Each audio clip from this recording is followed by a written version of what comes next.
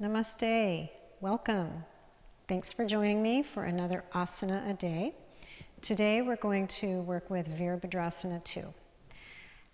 And the things that you might need are a mat, a block, a little washcloth or towel of some sort.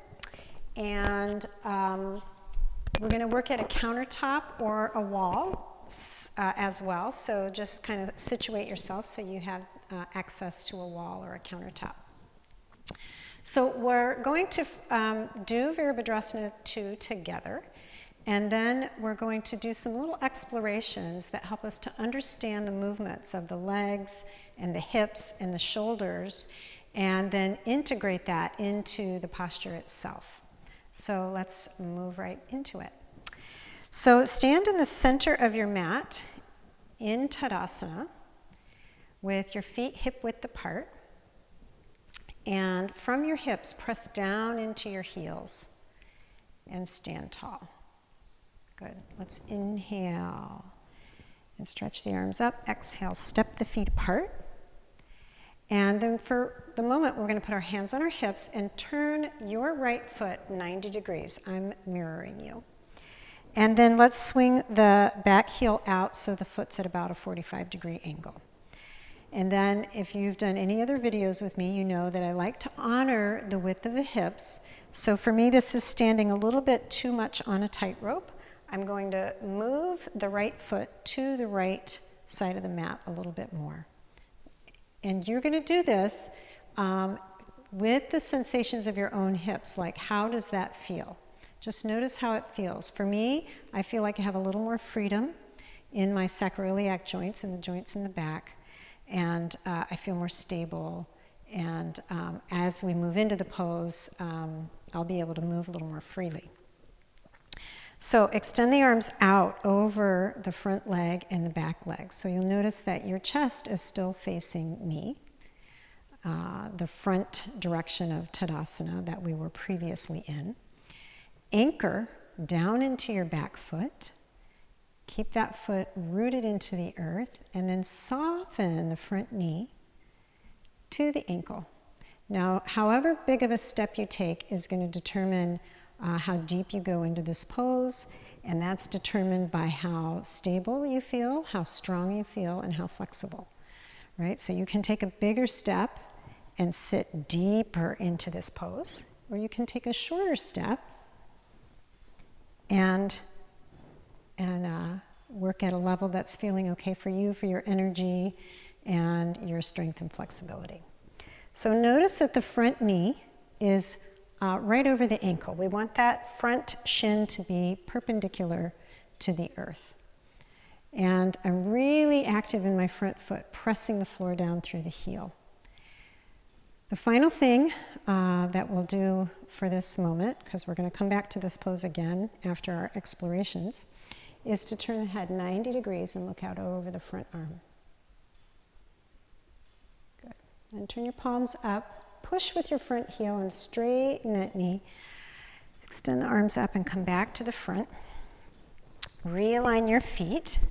And then we'll turn the left foot 90 degrees.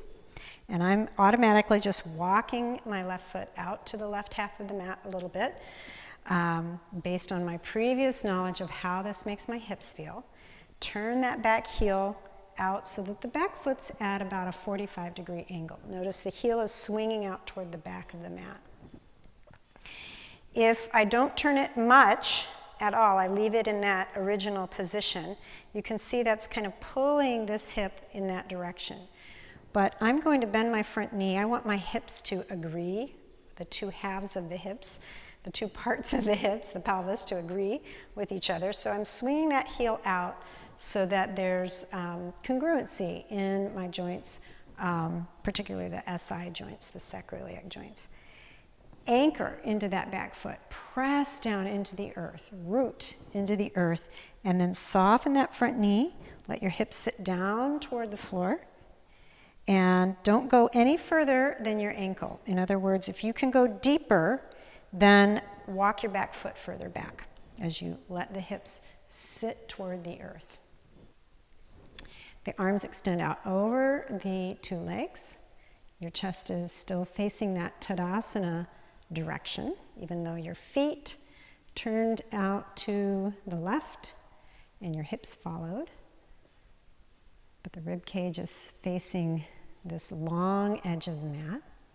And then from here, we're going to turn the head 90 degrees to look out over that front arm. So this is Vīrabhadrāsana to the warrior.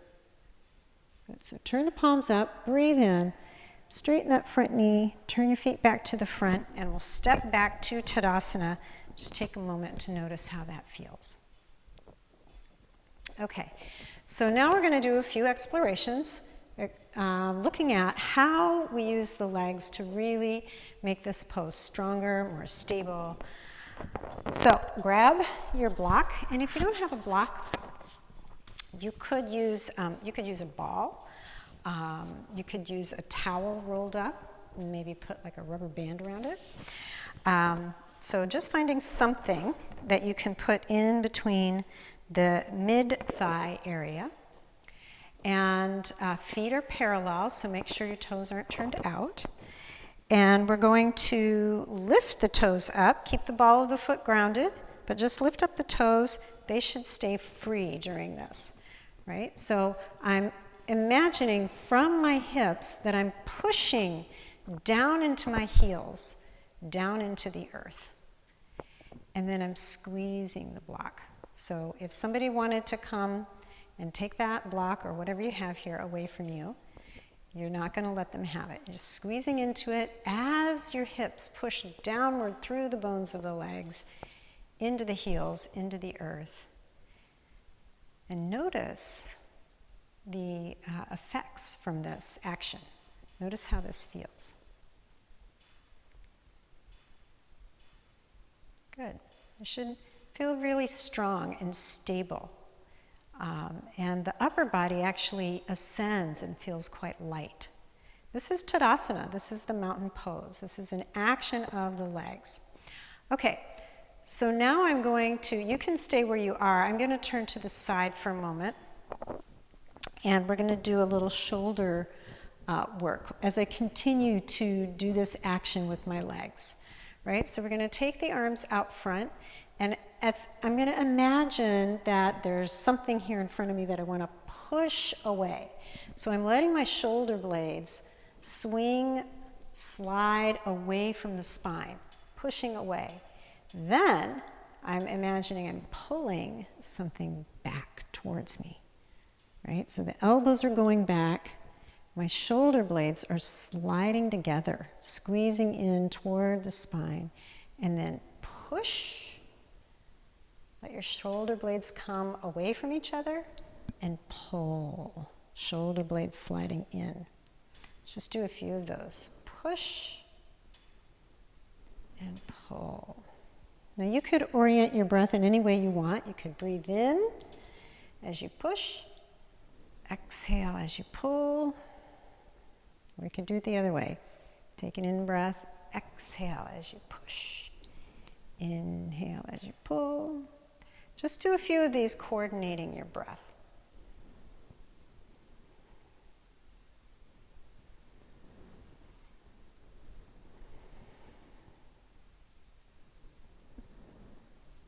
I'm getting those shoulder blades moving. Good. And then I'm going to take the arms down and I'm turning back to face you. If you're getting tired with your legs, you could take the block out, but we still want to work in this way. We want to, from the hips, press into the heels, hug that block, hug into that block.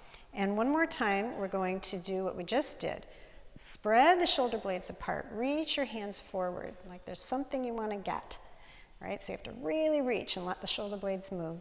And then pull it back this way, drawing those elbows back, not dropping them down, keeping them out to the sides. And then we're going to extend the arms out. So notice how your shoulder blades are drawing towards each other, and they're also descending or depressing along the rib cage, right? So this is the way we're going to use our arms in Vīrabhadrāsana too, right? So, and you can play around with the hands. You can kind of extend your fingers and let them spread out. This actually really affects our breathing and the rib cage, and therefore our breathing and the expansion of our lungs. Good. And then we'll exhale and let the arms come down. Take the block out for a moment. Just stand in Tadasana without the block support. And let yourself integrate those actions of using the block, kind of squeezing the block, rooting down through the hips into the earth. Good. All right, so now we're going to work with the hips and the strength of the hips as we use them in the pose. But you could come to a wall, which is what I'm going to do. Excuse me. Or you could be at a countertop, so like kitchen counter, bathroom counter, if you have some sort of bar or something, you can work there like that. Kitchen counter is kind of cool because you have the sink and you can actually put your hands over the sink, which can be helpful if you find this really challenging. Eventually you want to wean your way off of using that, but in the beginning it can be really helpful. So grab your little towel, your washcloth, what have you. I'm standing quite close to the wall, so I could either have my hands on the countertop or on the wall. And place the towel under your right foot. And before I move, I'm going to be really clear about my left leg. From my left hip, I'm pressing down into the heel of that foot and into the floor. So my left leg is a strong, dynamic Tadasana leg so that this foot is free.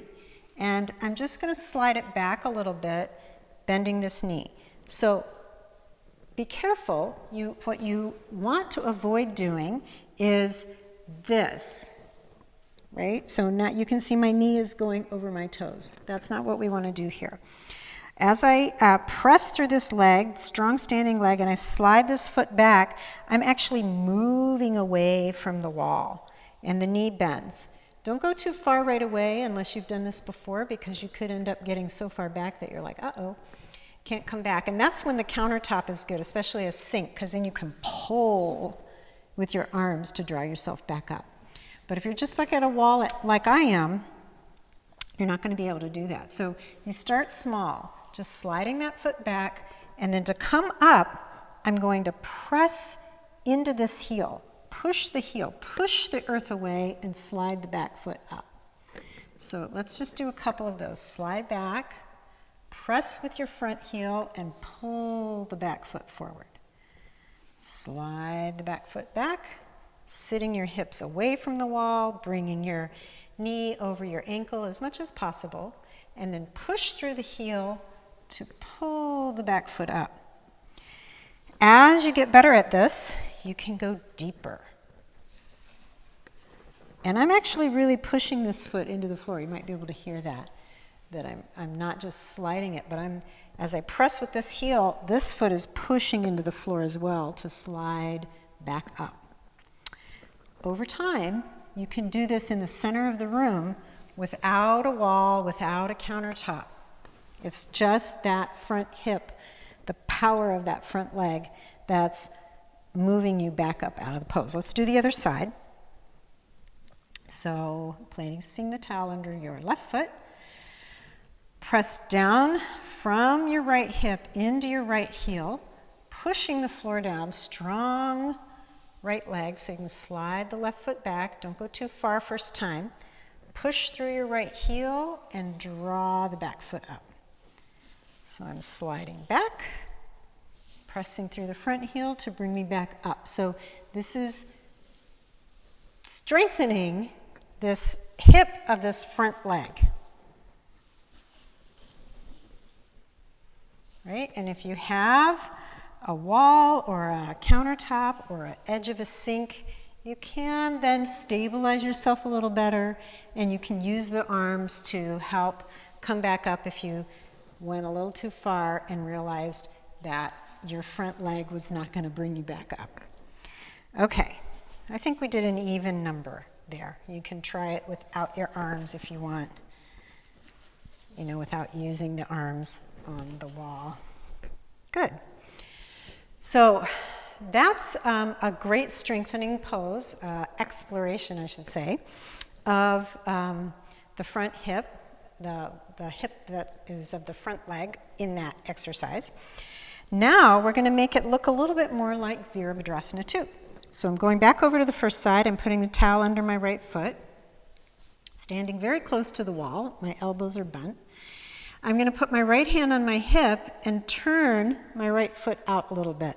So just kind of rotating in the socket out to the right a bit. And I'm going to do the same thing. This time I'm pressing this front heel down as I slide my back foot back. Don't go too far. Right? Just slide it a little bit. And because you put your hand on your hip and you turn the foot out, the torso is turning away from the wall. Then push this heel down and draw that back foot up. Press through your front heel to stabilize, slide that back foot out. Just go a little bit. You don't need to go far, and then draw it back up. You're going to start using these muscles here quite a bit. The adductors, the inner thigh. Now you can probably see that my front knee is not staying back over my ankle quite as much as I did in the first one. But the important thing to remember is that what you're pressing through is your heel, right? So if I'm really pressing through my heel, the knee is safe. If I went forward and my heel is kind of up and I'm pushing a lot with my knee over my toes, then you can put a lot of pressure into the knee. So here I'm just really clear that you can see my toes are coming off the floor because I'm pushing so hard through the heel. Let's do the other side. I'm going to be turned away from you, but that's okay. If you're watching you as you do this, you will be able to see what this looks like from the other side. So left hand goes on my hip. I turn the left foot out a little bit, which is turning my whole torso to the left. And then from my front leg, pushing from my hip into the floor through the heel, so that leg is really strong, I just slide the left foot back a little bit. And then pressing down, I slide up. Let's do a few times. Sliding back and drawing it back up. Sliding back, press through the front heel, and draw the back foot up.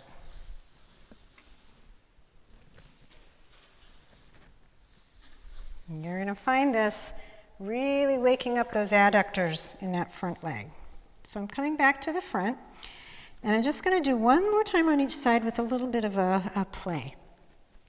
Turning the right foot out, putting my right hand, actually I'm going to keep the right hand here.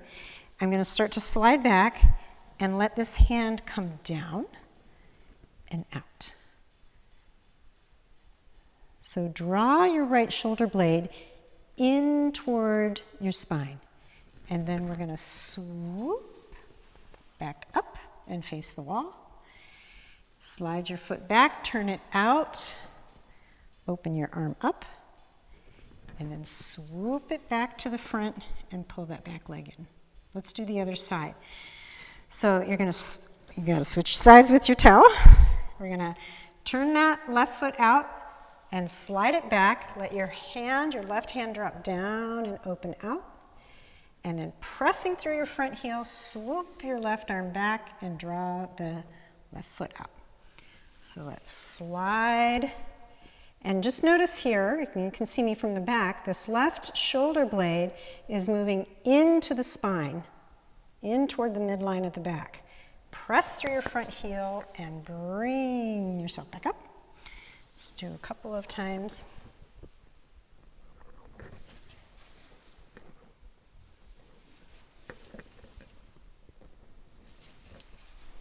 Good. And then come and stand on your mat in Tadasana. And notice how that feels. Your legs are probably quite alive right now.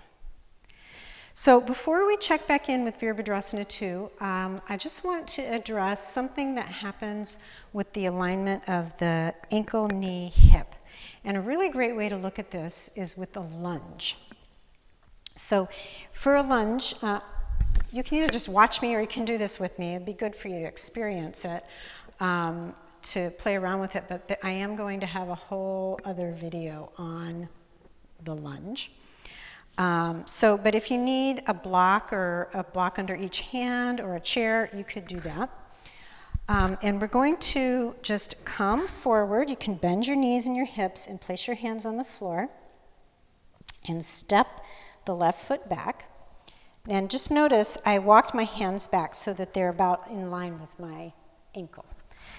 What often happens for people, and I'm just going to have to move this arm so you can really see, but what often happens for people in the lunge and this Vīrabhadrāsana 2 pose is that the hip kind of goes this way and the knee will turn in. This is really, if you practice like this over and over and over again, you can really injure your knee, right? So this hip going out and the knee coming in is not aligning the knee in its track, right? So we want to take this hip and reach it back toward the foot back there behind us. And you can see what happened if my arm is not in the way. As I reach this hip back, it brings this knee back in line with the center of the ankle. So then my track, ankle, knee, hip, are all aligned. So you're reaching that front hip back as if it's going to reach for the heel behind it, the back foot. Good. So then to come up, I'm sliding my back foot up a little bit, and I'm using what we just practiced at the wall, is I'm going to press through this heel to bring myself back up. Great. Let's do the other side. So you can bend your knees, bend your hips, get your hands to the floor or a block or a chair, and walk that right foot back. My front shin is perpendicular. It's right over the ankle. My knee is not ahead of my ankle. And then we're going to, I'm just going to demonstrate when that hip wings out to the side. You know, if things are tight, often that hip does this and the knee comes in. So we're going to reach that front hip toward the foot behind us. Really draw it in, bring your knee in line with the ankle and the hip, and just experience that alignment. And then to come up, just walking the back foot up a little bit so that I can push into the front heel and bring myself back up. Okay, hope my necklace isn't making noise against the mic. I'm sorry if it did. Okay, now we're going to check back in with Vīrabhadrāsana 2, kind of integrating all of those pieces. So, and I'm actually going to, I think I'm going to initiate this from a different orientation, which I've sometimes done in some of the other videos. Our first pose, we stepped our feet apart and turned the feet out to go into the pose. This time, we're going to stand facing the short end of the mat and step your right foot back, right out of its hip, right? So instead of stepping back onto a tightrope, I'm stepping right out of my hip. Right leg is on the right half of the mat, left leg is on the left half of the mat. And as I step that leg back, I'm turning the heel in toward the midline of the mat, which opens me a little bit out to the long side of the mat, right? And then extend your arms out over both legs. And you can adjust your step. I'm feeling I want a bigger step. You might want a shorter step. And my shoulder blades are, particularly my right shoulder blade, is squeezing in toward the spine. And I'm just realizing that if we are facing each other, then I'm not giving instructions like I'm mirroring you last time. So for you, anyway, I'll just continue the way I am. So this right shoulder blade is moving in toward the spine, in particular, to open the chest up. And this leg, the thing that we just practiced with that lunge, this knee, in order for it to not come in, if that's your tendency, is to draw this hip back. Let this front hip reach back And the knee will kind of move into alignment between the ankle and the hip. Another way to think of that sometimes is let your knee move toward the little toe side of the foot. Good. So as my front knee, the knee of my front leg, is moving back toward the wall behind me, this shoulder is moving back toward the wall behind me. So it's like they're reaching away from each other. Good. And I'm anchoring through that back leg, pressing into the earth, rooting out and pressing into the earth. And then you can turn your head to gaze out over that front arm and breathe. Good. And then we'll turn the palms up, breathe in, straighten that front knee, come back, and we'll step together. And just notice how that feels, having done that on only one side.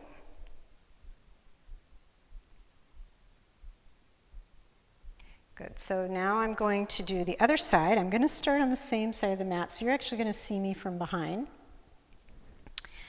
Hands on the hips, I'm just stepping the left foot back this time. Straight out of the hips so that my left foot is on the left half of the mat. My right foot is on the right half. It really honors the width of my hips. And so for each person, you can feel that out for yourself. On this back foot, I'm turning the heel in toward the midline of the mat so that this foot is kind of at a 45-degree angle in relationship to my front foot. I'm adjusting my step to sit a little deeper. Your step can be shorter or longer in order to let your hips sit down, but you want to keep this front knee over the ankle and not lunging out ahead of the toes like this, right? So if your step is too short, you have to be careful not to take the knee over the toes. Good. Then let's extend our arms out. So for me, my back arm, back leg are the left. The left shoulder blade is moving in toward the spine. This is really keeping my chest open.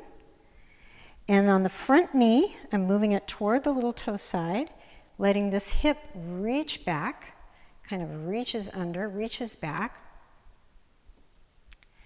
And you could think about the opening here as this, your front knee is moving back toward the wall behind you, and your front shoulder is moving back toward,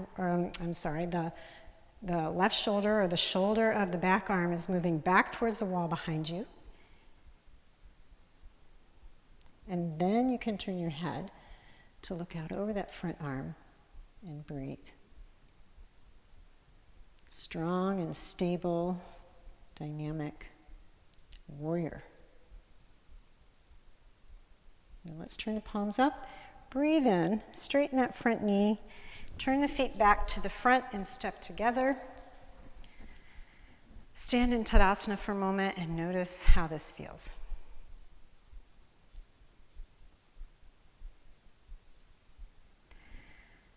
So thank you. That was Vīrabhadrāsana 2. Thanks for joining me in that exploration. Have a lovely day. Namaste.